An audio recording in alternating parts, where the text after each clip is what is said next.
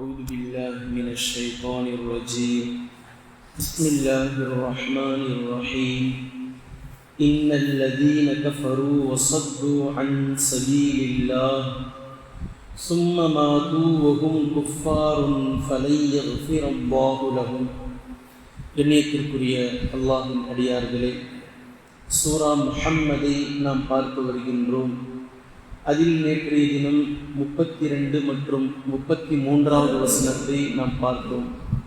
ஒரு வசனம் முனாஃபிக்குகளுக்காகவும் ஒரு வசனம் முஃமின்களுக்காகவும் அல்லாஹ் தஆலா பேசி முடித்தான்.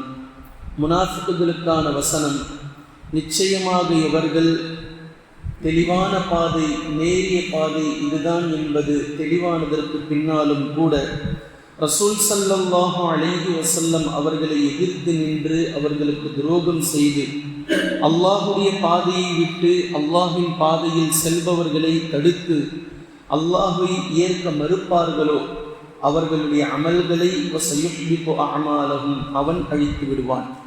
பின்பு முஃமின்களுக்கான வசனம், யா அய்யுஹல்லதீன ஆமனு அத்தீஉல்லாஹ வ அத்தீஉர் ரசூல், ஈமான் கொண்டவர்களே, அல்லாஹுக்கும் அல்லாஹுடைய தூதர் ஸல்லல்லாஹு அலைஹி வஸல்லம் அவர்களுக்கும் நீங்கள் கீழ்ப்படியுங்கள்.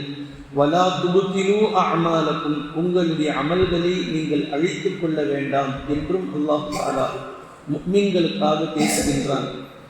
இப்போது மீண்டும் 34வது வசனத்தில் முனாஃபிக்குகளுக்காகவும் இறை மறுப்பாளர்களுக்காகவும் அல்லாஹ் தஆலா பேசுகின்றான். இன்னல்லதீன கஃபரு வஸத்து அன் சபீலில்லாஹ், நிச்சயமாக இவர்கள் அல்லாஹை ஏற்க மறுத்து அல்லாஹ்வுடைய பாதையில் இருப்பவர்களை அங்கு செல்ல விடாமல் தடுப்பார்களோ பின்பு இதே நிலையிலேயே சும்ம மாத்து, அவர்கள் மரணித்தும் விடுவார்களோ. இதே கேரக்டர்ல இருந்து இதே பொசிஷன்லேயே யார் இறந்தும் போவார்களோ, வஹும் குஃபாரும், அவர்கள் அல்லாஹை மறுத்தவர்களாக இருக்கும் நிலையிலேயே எவர்கள் இறந்தும் போவார்களோ, ஃபலை யக்ஃபிரல்லாஹு லஹும், அல்லாஹு தஆலா அவர்களை ஒருபோதும் மன்னிப்பவனாக இல்லை. இவர்கள் அல்லாஹ்விடத்தில் மன்னிக்கப்பட மாட்டார்கள் என்று அல்லாஹு தஆலா கடுமையாக கண்டனத்தை தெரிவிப்பதை நாம் பார்க்கிறோம். அதைத்தான் திரும்ப திரும்ப நாம் சொல்வது, எவர் ஒரு பாவம் எதுவாக இருந்தாலும் மௌத்துக்கு முன்னால் அவர் அல்லாஹ்விடத்தில் தௌபா செய்துவிட வேண்டும். குர்ஆனும் ஹதீஸும் தௌபாவை அளவுக்கு அதிகமாக மனிதர்களுக்கு ஊக்குவிக்கின்றது. தௌபா செய்து அல்லாஹ்விடத்தில் மன்னிப்பை பெற்றுக்கொள்ளுங்கள் மௌத்துக்கு முன்னால். பின்பு மீண்டும் அல்லாஹு தஆலா இப்போது முஃமின்களுக்கான 35வது வசனத்தை பேசுகின்றான். ஒரு போர்க்களம், அந்த போர்க்களத்திலே நீங்கள் அதிகமாக இருக்கிறீர்கள், நீங்கள் அதே நேரத்தில் நீங்கள் வலுவாக இருக்கிறீர்கள். இந்த நேரத்தில் எல்லாம் கைகூடி நீங்கள் வெற்றி பெறக்கூடிய நேரத்தில் வரக்கூடிய அந்த சமயத்தில் நீங்கள் முனாஃபிக்குகளிடத்தில், முஷ்ரிக்குகளிடத்தில் அல்லது அல்லாஹ்வை ஏற்க மறுத்த இறை மறுப்பாளர்களிடத்தில் சென்று சமாதான உடன்படிக்கைக்கு நீங்கள் செல்ல வேண்டாம். அந்த மாதிரி ஒரு நிலையில நீங்க போயிடாதீங்க. ஏன் அப்படின்னா, அல்லாஹ் உங்களை உயர்த்தி வைத்திருக்கிறான். உயர்வான நிலையில் நீங்கள் இருக்கிறீர்கள். இப்படிப்பட்ட நிலையில் நீங்கள் சமாதான உடன்படிக்கைக்கு செல்லாதீர்கள். ஒருவேளை சமய சந்தர்ப்பத்திற்கு தோதுவாக தேவையான நேரத்திற்கு உங்களுடைய ஆட்சியாளர் நினைக்கிறார், இப்போது சமாதானம் செய்து கொள்வது வருங்காலத்தினுடைய மிகப்பெரிய வெற்றிக்கு காரணமாக அமையும் என்ற நோக்கில், உயிரை காப்பாற்றிக்கிறதுக்கல்ல, உயிருக்கு பயந்தல்ல, நல்லா கவனிக்கணும். இப்போது நாம் சமாதானம் செய்ய போகின்றோம்.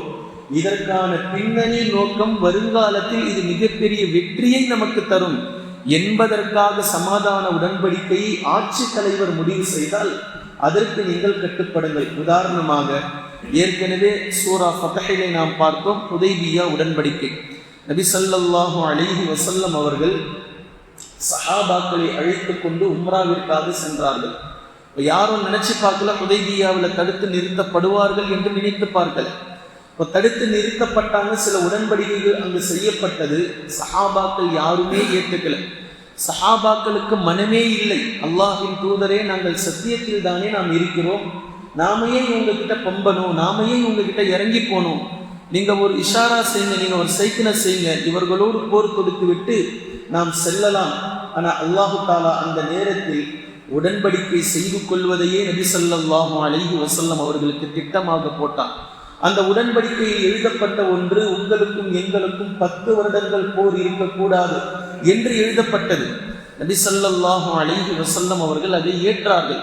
பின்பு அல்லாஹும் சில வசனங்களை புரிய வைத்தான். இப்போது நீங்கள் போர் புரிந்து கொண்டு மக்காவிற்குள் சென்றால் ஏற்கனவே ரகசியமாக ஈமான் கொண்டவர்கள் சிலர்கள் உள்ளே இருக்கிறார்கள். யார் ஈமான் கொண்டவர்கள் யார் ஈமான் கொள்ளாதவர்கள் என்றே உங்களுக்கு தெரியாது. நீங்கள் இறை நிராகரிப்பாளர்களிடத்தில் வாளை ஓங்கக்கூடிய நேரத்தில் ரகசியமாக முஃமின்களாக இருப்பவர்களையும் நீங்கள் கொன்று விடலாம், அது உங்களுக்கு தெரியாது. அதே போன்று அல்லாஹ் விரும்புகின்றான், எந்த விதமான கத்தியின்றி காயமின்றி இரத்தமின்றி ஒரு அழகிய முறையிலே மக்கா வெற்றி கொள்ளப்படுவதைத்தான் அல்லாஹ் விரும்புகின்றான். இது போன்ற சண்டையில் மக்காவை வெற்றி கொள்வதை அல்லாஹ் விரும்பவில்லை என்பது போன்ற விஷயங்கள் எல்லாம் நாம் தொடர்ந்து இதற்கு முன்னாலேயே சூரத்துல் ஃபத்ஹிலே பார்த்தோம். இப்போது இந்த வசனமும் இதைத்தான் பேசி காட்டுகின்றது. ஆட்சி தலைவர் வருங்காலத்தினுடைய பின்னணிக்காக, வெற்றிக்காக, சமுதாயத்தினுடைய நலனுக்காக அவர் விரும்பி அவர் சமாதான உடன்படிக்கை செய்து கொள்ள வேண்டும் என்பதற்காக அவர் யூகம் வகித்தால் அதை நீங்கள் செய்து கொள்ளலாம். ஆனால் ஆட்சி தலைவருக்கு கீழாக இருக்கக்கூடிய மக்கள் ஃபலா தஹினு வததுஉ இல ஸல்மி வஅன்துமுல் அஅலவுன், நீங்கள் உயர்ந்த நிலையில் இருக்கும் நேரத்தில் அவர்களை சமாதான உடன்படிக்கையின் பக்கம் நீங்கள் அழைக்காதீர்கள் ஒருபோதும். ஏனென்றால் வல்லாஹு மஅக்கும், அல்லாஹ் உங்களோடு இருக்கின்றான். வலை யதிரகும் அஅமாலகும், உங்களுடைய அமல்களை ஒருபோதும் அவன் வீணாக்க மாட்டான், ஒருபோதும் அவன் குறைத்து விட மாட்டான், அதை அழித்து விட மாட்டான் என்று இப்போது சொல்லிவிட்டு, யார் இறங்கி செல்வார் உயிருக்கு பயப்படுபவர், யார் இறங்கி செல்வார் அடுத்தவர்களிடத்தில் இந்த உலகத்தில் நாம் வாழ வேண்டும் என்று ஆசைப்படுபவர், யார் இறங்கி செல்வார் நாம வாழ்ற வரைக்கும் பிரச்சனையே இல்லாம நாம வாழ்ந்துட்டு போயிடணும் என்று நினைப்பவர். ஆனால் இங்கு முஃமின்களுடைய வாழ்க்கை என்பது முற்றிலும் வேறானது. எது அது? சோதனைகளை கொண்டு சூழ்ந்திருப்பது முஃமின்களுடைய வாழ்க்கை. உங்களுக்கு சோதனைகள் வருவதற்கு முன்னால் நீங்கள் சொர்க்கம் சென்று விடலாம் என்று நீங்கள் எண்ணுகிறீர்களா? சோதிக்கப்படுவீர்கள், உங்களுக்கு பிரச்சனைகள் வரும், கஷ்டங்கள் வரும், துன்பங்கள் வரும். இதுக்கப்புறம் தான் சொர்க்கம் கிடைக்கும். நீங்க ஒண்ணுமே இல்லாம ஹாயா இருந்துட்டு சொர்க்கம் கிடைக்கும் சொல்லி நினைக்கிறது ஒரு முட்டாள்தனமான விஷயம் என்று குர்ஆன் பல இடங்களில் பல மாதிரியாக பேசுகின்றது. இப்ப இந்த 4 வசனங்களுக்கு பின்னால் அல்லாஹு தஆலா 36வது வசனத்தில் 2 வரியில அதை ஷார்ட்டா பேசுறான். எப்படி பேசுறான் பாருங்க. நீங்க எதற்காக நீங்கள் பிரச்சனை வேண்டாம்னு நினைப்பீங்க? இந்த உலகம் தானே, இந்த உலகத்துல சொகுசா இருக்கணும், நீங்க வாழ்ற வரைக்கும் ப்ராப்ளம் இல்லாம இருக்கணும் அப்படின்னு தானே நீங்க நினைப்பீங்க. இன்னமல் ஹயாத்து துன்யா லஇபுன் வலஹு, நீங்கள் எதை நோக்கி எதை எதிர்பார்த்து எந்த உலகத்துக்காக நீங்கள் இருக்க வேண்டும் என்று நீங்கள் நினைக்கிறீர்களோ இந்த உலக வாழ்க்கை விளையாட்டும் வீணும் தவிர வேறு எதுவும் இல்லை. இதை நல்லா புரிஞ்சுக்கணும். இதை புரிஞ்சுக்கிட்டு முன்ன கால் எடுத்து வைங்க. எதை நோக்கி நாம் செல்கின்றோம் அப்படின்றத இந்த வசனத்தை புரிஞ்சுக்கிட்டு எடுத்து வைங்க. அல்லாஹ் பேசுறான். மேல சொன்ன 4 வசனங்களையும் ஒன்றாக கொடுத்து அல்லாஹ் தஆலா கன்க்ளூஷன் கொடுக்குறான். இன்னமல் ஹயாத்து துன்யா லஇபுன் வலஹு, நிச்சயமாக இந்த உலக வாழ்க்கை என்பது வீணும் விளையாட்டும் மட்டும்தான். எவர்கள் ஈமான் கொண்டு இறையச்சத்தோடு நடந்து கொள்வார்களோ, நீங்கள் ஈமான் கொண்டு இறையச்சத்தின் மீது சத்திய பாதையில் நீங்கள் நின்றால், யுக்திக்கும் உஜூரக்கும், உங்களுடைய கூலிகளை அல்லாஹு தஆலா பூரணப்படுத்துவார். இப்போ கூலி பெறுவது என்பது இருக்குது, கூலி பூரணப்படுத்திக் கொள்வது என்பது இருக்கிறது.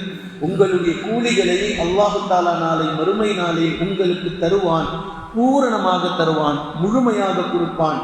வலா யஸ்அல்கும் அம்வாலக்கும், உங்களுடைய பொருள்களை அவன் உங்களிடத்தில் கேட்கவில்லை. நீங்க அல்லாஹ்வுடைய பாதையில செலவு செய்யறதுனால ஏங்க எவ்வளவுதாங்க கொடுக்கறது? இதனை அல்லாஹ்வுக்கா கொடுக்குறீங்க? அல்லாஹ் கேட்கறான் உங்ககிட்ட. அல்லாஹ் ஒருவேளை உங்ககிட்ட கேட்டான் அப்படின்னா உங்களால கொடுக்கவே முடியாது, உங்களுடைய கசானா காலியாயிடும். அல்லாஹ் உங்ககிட்ட கேட்டு நீங்கள் கொடுப்பவர்களாக இருந்தால் முற்றிலும் குறைக்கிற மாதிரி இருக்கும். அல்லாஹ் ஒருபோதும் கேட்க மாட்டான்.